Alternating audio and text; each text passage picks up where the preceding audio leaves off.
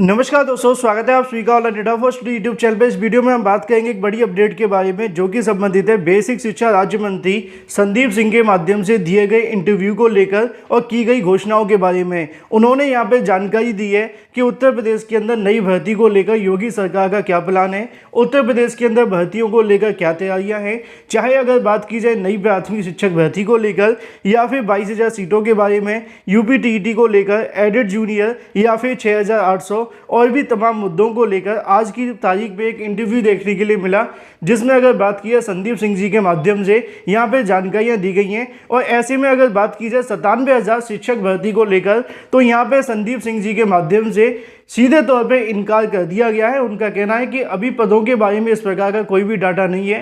हालांकि 97,000 का मुद्दा सोशल मीडिया पे तो वायरल रहता है, लेकिन आधिकारिक तौर पर न ये पहले कभी आंकड़ा था न आंकड़ा है। इसको लेकर अगर बात की जाए आज के इंटरव्यू के अंदर जानकारियाँ दी गई हैं। वीडियो को आप सभी लाइक कर दें, साथ ही शेयर करें और चैनल को सब्सक्राइब करना बिल्कुल ना भूलें, क्योंकि आप सभी वीडियो को देखते हैं लेकिन लाइक करना भूल जाते हैं। सारी जानकारी आप सभी को ऑनलाइन इंडिया फर्स्ट चैनल के माध्यम से सबसे पहले दी जाती है। तो चलिए दोस्तों, वीडियो शुरू करते हैं। ये डिपार्टमेंट मेरे पास आया है और इसमें जितनी भी पहले से मैंने देखा अभी कुछ दिनों में कि पुरानी भर्तियां हैं, कुछ केसेस पेंडिंग चल रहे हैं, तो कि काफ़ी में कोर्ट केसेस हैं और कुछ रिजल्ट्स भी पेंडिंग है। तो मेरा प्रयास रहेगा कि जितने भी कोर्ट केसेस हैं उसमें तो हम कुछ कर नहीं सकते, लेकिन गवर्नमेंट की तरफ से जो भी पैरवी करनी होगी उसमें जैसे आपने कहा कि 100 दिन का टारगेट दिया गया और 10,000 रोजगार मुख्यमंत्री योगी आदित्यनाथ द्वारा बोला गया है।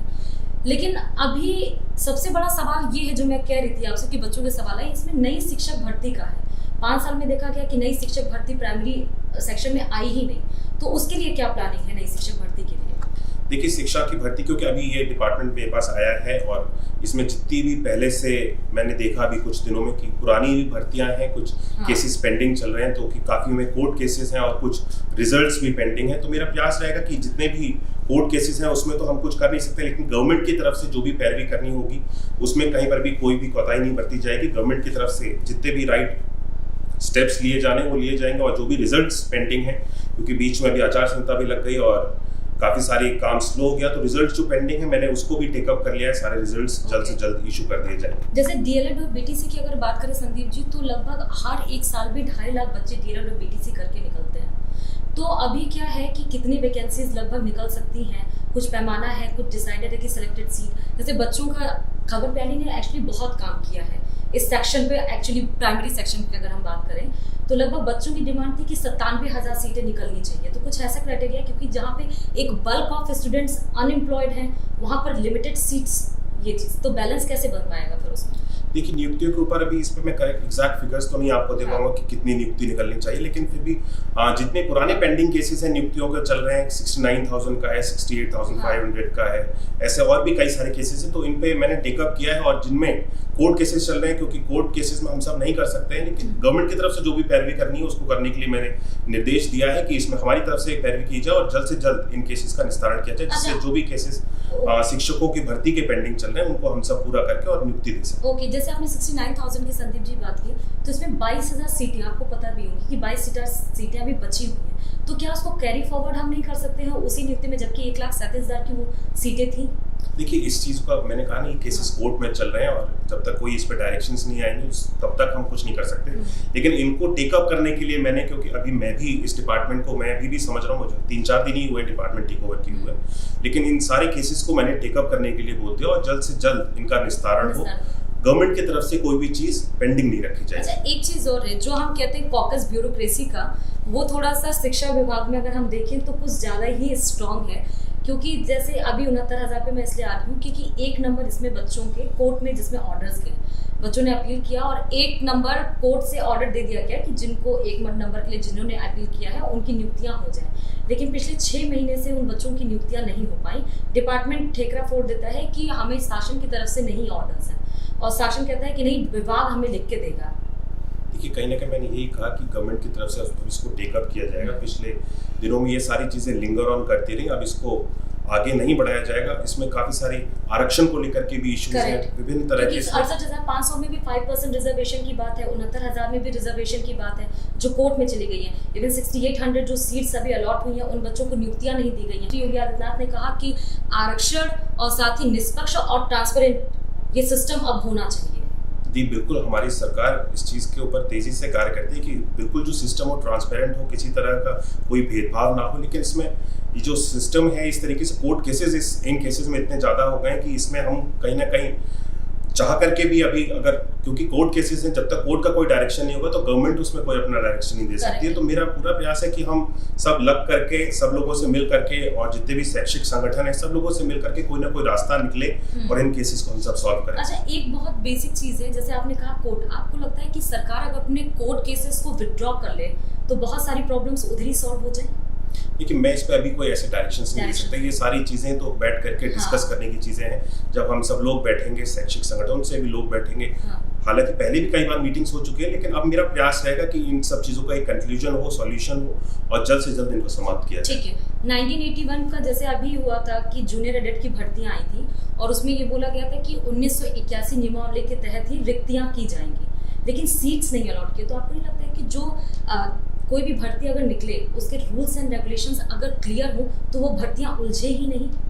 देखिए, रूल्स एंड रेगुलेशंस तो मेरे ख्याल से कई बार क्लियर होते हैं, लेकिन फिर भी क्योंकि इतनी बड़े पैमाने पर भर्तियां होती हैं और कहीं ना कोई अब इसमें आप जितनी नियुक्ति हैं शिक्षकों की तरफ से कभी ना कभी कोई ना कोई कहीं ना कहीं से, क्योंकि मैं कहूँ विवादों में बहुत जल्दी हमारा जो डिपार्टमेंट है, नियुक्तियां हैं विवादों में आ जाती हैं। तो मेरा प्रयास है कि जितने भी विवादित इस तरह की नियुक्तियां चल रही हैं, हम इन सारी चीज़ों को कहीं ना कहीं एक स्मूथ लाइन, स्ट्रीम लाइन करते हुए सारी चीज़ों को क्लियर करने का प्रयास करें और सभी लोगों के संग बैठ करके, क्योंकि केवल गवर्नमेंट की तरफ से ही नहीं है, जितने शिक्षक भी हैं उनकी तरफ से भी उनका पक्ष भी रखा जाए और हमारा पक्ष भी रखा जाए, कोई ना कोई मिल करके एक सॉल्यूशन निकले। 99 बच्चे हों तो एक बीपीएड का टीचर होना ज़रूरी है। तो आपको नहीं लगता है कि अब अपने बेसिक एजुकेशन में या बच्चों को जहाँ पे फिजिकली वो स्ट्रांग हो रहे हैं, मेंटली भी स्ट्रांग हो, स्पोर्ट्स में भी जाना चाहे, क्योंकि खेलो इंडिया बढ़ो इंडिया तो नारा बीजेपी का ही है।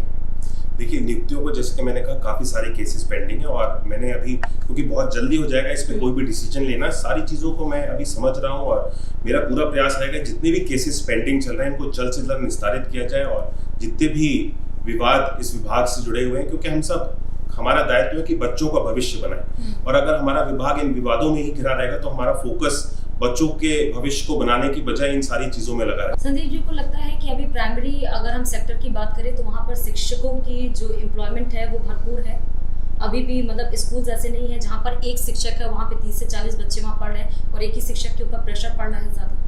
देखिए, शिक्षकों का अनुपात कहीं ना कहीं हम लोगों ने पूरा करने का प्रयास किया है और अभी भी कुछ भर्तियां, जैसे कि मैंने बताया, कोर्ट केसेस में पेंडिंग चल रही है, ये सारी भर्तियां पूर्ण हो जाएंगी तो हमारे इसका टाइम लिमिट भी होगा, क्योंकि संदीप जी बच्चे, मैंने आपको पहले बोला कि आप युवा हैं तो इसलिए उनका एक्सपेक्टेशंस बहुत ज़्यादा है। अच्छा, आप बाहर से भी आए, तो जब मैंने अभी इंटरव्यूज़ के पहले किया, बच्चों से डिबेट भी किया, तो उन्होंने कहा कि मैम क्योंकि वो युवा है इसलिए भी एक्सपेक्टेशंस बहुत ज़्यादा है और वो बाहर से पढ़ के आए हैं इसलिए वो अच्छे बेहतर ढंग से समझते भी हैं।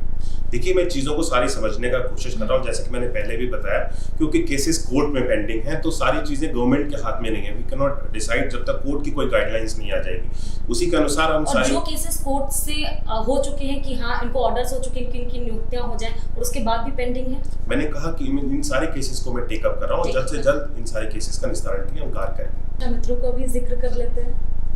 शिक्षा मित्रों का समायोजन देखा हमने, जन सलाह मामला समायोजन रद्द किया गया। उत्तर प्रदेश में कम से कम 300 महिलाओं ने अपने बाल मुंडवा लिए क्योंकि उनका समायोजन रद्द किया गया। उसके बाद मानदेय बढ़ाने की बात आई, लेकिन मानदेय बढ़े क्योंकि इलेक्शन था कह सकते हैं, लेकिन कम, बहुत लिमिटेड अमाउंट, 1000 रुपये बढ़ा। तो आपको नहीं लगता है कि वो शिक्षा मित्र जो कभी कल्याण सिंह के ज़माने में जो ताले लटके हुए थे उन तालों को खोलने का काम उन विद्यालय ने किया, तो उन शिक्षा मित्रों का भी कुछ होना चाहिए?